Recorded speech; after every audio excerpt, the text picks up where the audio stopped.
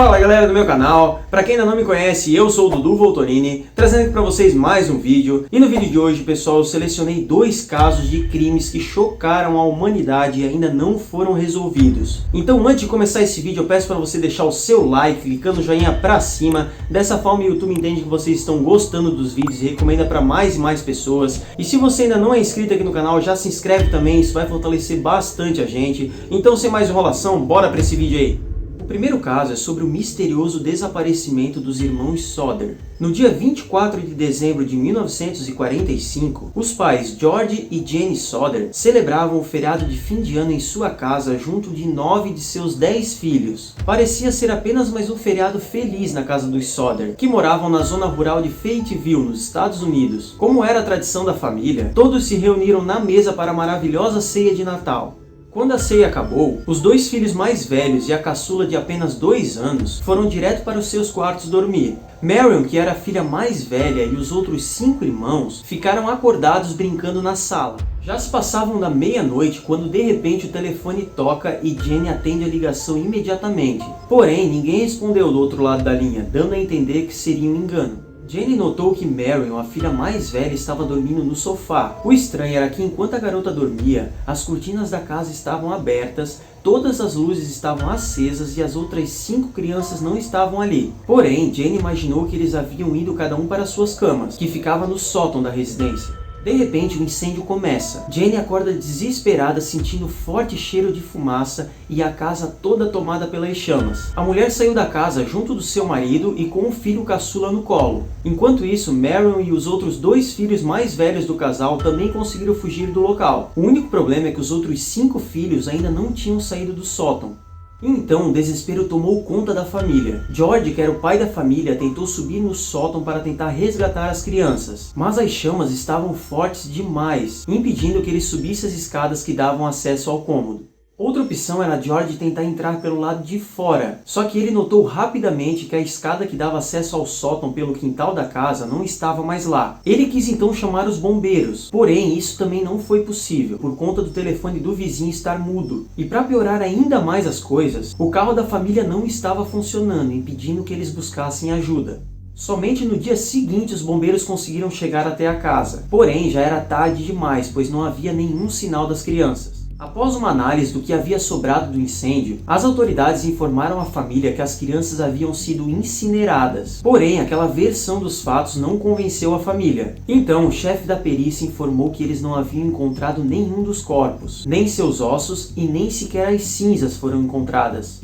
Visto isso, o casal começou uma enorme busca pelos filhos e ainda tinham esperança deles estarem vivos. O caso ficou muito famoso nos Estados Unidos, porém houve somente relatos falsos sobre possíveis avistamentos das crianças, mas nunca foi comprovado nada.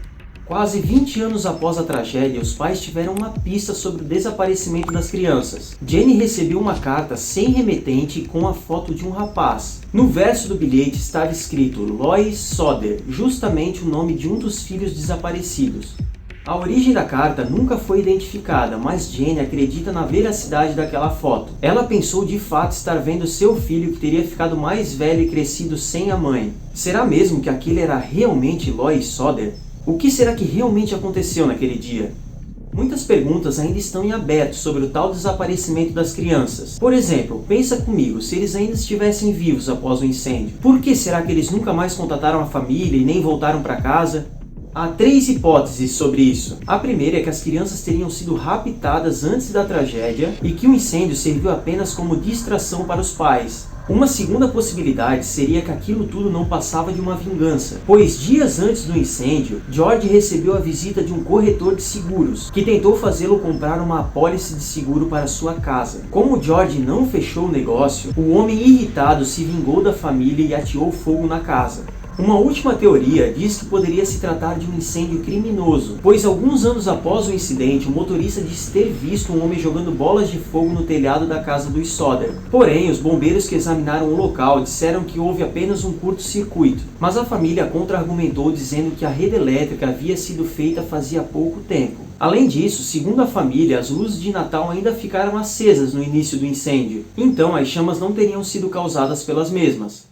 O segundo caso que eu selecionei para contar aqui para vocês é o homicídio do Lago Bodom.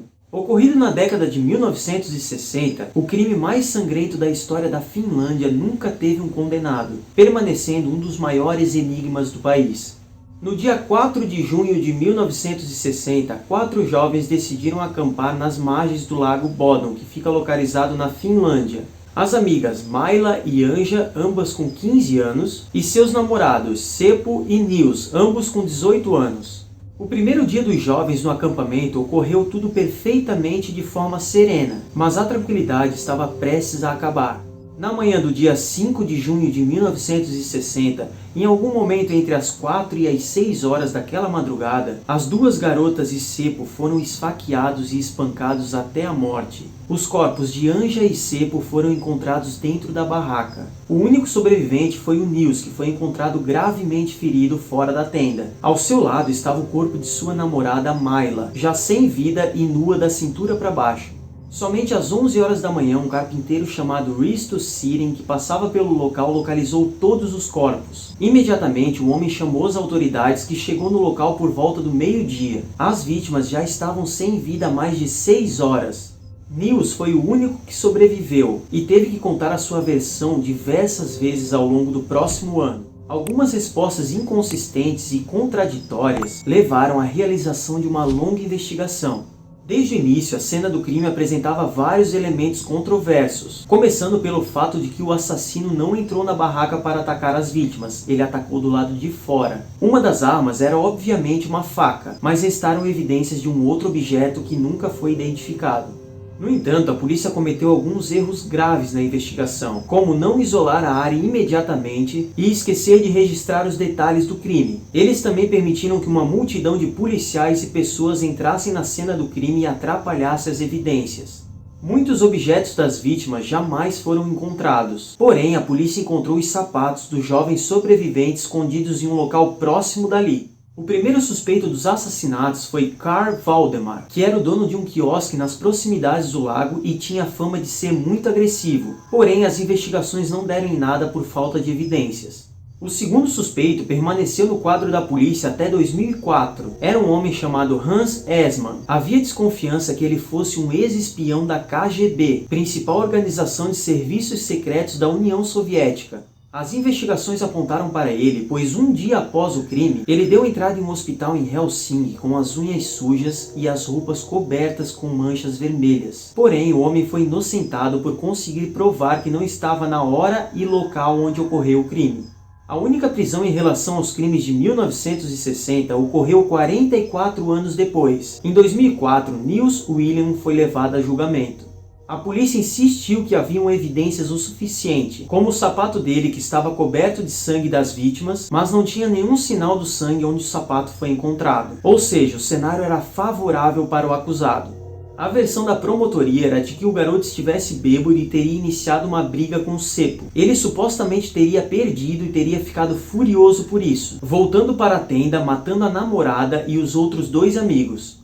A sua defesa alegou que se isso realmente tivesse acontecido, ele estaria ferido demais para matar 3 pessoas.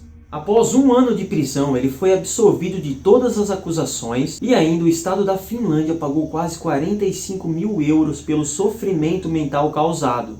Ainda assim, alguns suspeitam dele até hoje. Desde então, mais nenhuma evidência do crime foi identificada. Os assassinatos dos 3 jovens no Lago Bodom continuam sendo um dos maiores mistérios da Finlândia. Deixe aqui nos comentários qual caso você achou mais bizarro e deixe também as teorias de vocês aqui embaixo, eu quero saber. Então o vídeo vai ficando por aqui, eu espero que vocês tenham gostado. Se vocês gostaram, eu peço para vocês deixarem um like, clicando no joinha pra cima. Dessa forma o YouTube entende que vocês estão gostando dos vídeos e recomenda para mais e mais pessoas. E se você ainda não é inscrito aqui no canal, já se inscreve, isso vai estar fortalecendo demais a gente. Então eu aguardo vocês no próximo vídeo. Valeu!